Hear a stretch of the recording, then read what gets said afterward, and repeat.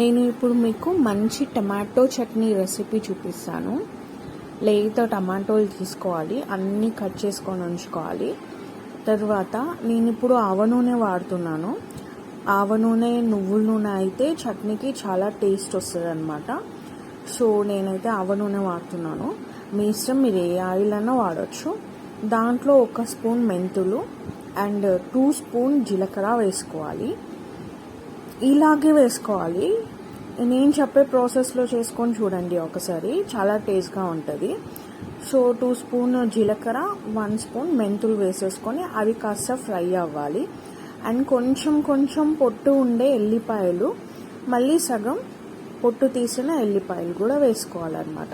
ఆ రెండు కలిపి 1 కప్ అన్ని ఎల్లిపాయలు వేసుకోవాలి. కొంచెం పొట్టుండే ఎల్లిపాయలు, మళ్ళీ కొన్ని పొట్టు తీసిన ఎల్లిపాయలు అన్నీ వేసేసి కాస్త ఫ్రై అవ్వనివ్వాలి. అది కొంచెం ఫ్రై అవ్వాలి, మరి పూర్తిగా ఫ్రై అవ్వకూడదు. మరి ఎర్రగా అట్లా అంతా మాడిపోనివ్వకండి. కాసేపే ఒక 1 మినిట్ అంతే ఫ్రై అవ్వనిచ్చి ఇప్పుడు టమాటోస్ని యాడ్ చేసేసుకోండి. దీంట్లో మనం కట్ చేసి పెట్టుకున్నాం కదా టమాటోస్, అవన్నీ యాడ్ చేసుకోండి. మీ క్వాంటిటీని బట్టి చూసుకోండి. నేనైతే ఇక్కడ 1 కేజీ టమాటో అనుకోండి, 1 కేజీ టమాటో అంతా వేసుకున్నాను. కాకపోతే నేను చింతపండు తక్కువ వాడతాను. దీనికి తక్కువ వాడితేనే టేస్ట్ బాగుంటుంది. సో కొంచెమే, ఒక బొట్టు చింతపండు వేసి కొద్దిగా పసుపు వేసి మగ్గనిద్దాం మూత పెట్టి. మళ్ళీ వాటర్ పైనకి వచ్చి ఉంటుంది కదా, మనం మళ్ళీ ఫస్ట్ పెద్దగానే ఫ్లేమ్లో పెట్టుకొని బాగా మగ్గించాలి. ఆ మగ్గిస్తున్నప్పుడు మధ్యలో వచ్చి మనం ఇలా కలుపుతూ ఉండాలి, లేకపోతే కింద మాడిపోతుంది అనమాట.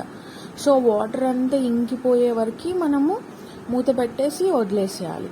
మనకు అప్పుడే తెలుస్తుంది కదా మెరిగిందా లేదా అని. ఇప్పుడు టమాటో కాస్త మెరిగిన తర్వాతనే సాల్ట్ వేయాలి, ఫస్టే సాల్ట్ వేయకూడదు. ఇంకా కాస్త మెరిగిన తర్వాత సాల్ట్ వేసి మళ్ళీ కాసేపు మూత పెట్టాలి. మూత పెట్టిన తర్వాత మళ్ళీ నెక్స్ట్ కారం వేసేసుకోవాలన్నమాట.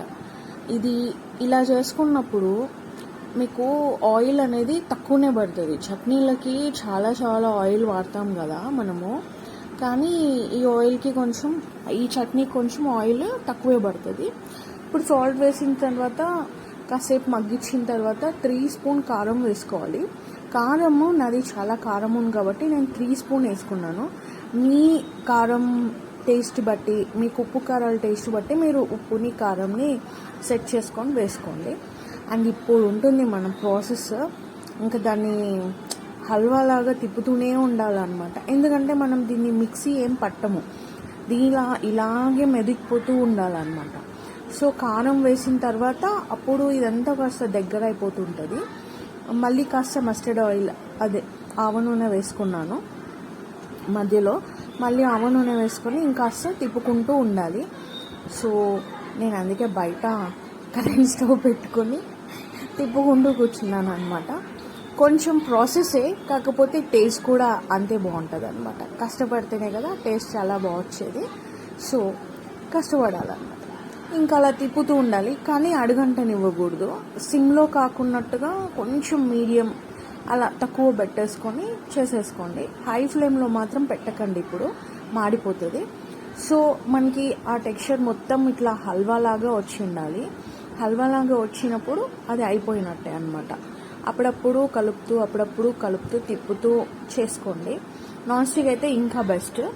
ఇంకా వేరేదైతే అప్పుడు చాలా కంటిన్యూస్ తిప్పుతూ ఉండాలి. సో నాన్ స్టిక్ అయితే అప్పుడప్పుడు తిప్పినా ఓకే. సిమ్లో ఉంచుకోవాలి ఎప్పుడైనా స్టవ్ని మాత్రం, బిగ్ ఫ్లేమ్లో పెట్టుకోకూడదు. ఇంకా మనకి ఇంగ్రీడియంట్స్ ఏమీ అక్కర్లేదు, మన ఉప్పు కారాలు కరెక్ట్గా పడాలి.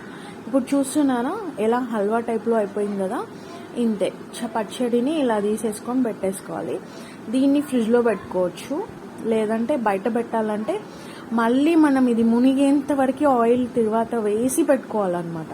ఇది నిల్వ పచ్చడే, ఎందుకంటే మనం వాటర్ ఏం చేయలేదు కాబట్టి ఇది నిల్వ పచ్చడే. మీకు బయట నిల్వ ఉండాలంటే ఆయిల్ మొత్తం ఎక్కువ వేసుకోవాలి. లేదు ఇలాగే ఉంటే చాలు అనుకుంటే ఫ్రిడ్జ్లో స్టోర్ చేసుకొని పెట్టుకోండి. చాలా టేస్ట్ ఉంటుంది. ట్రై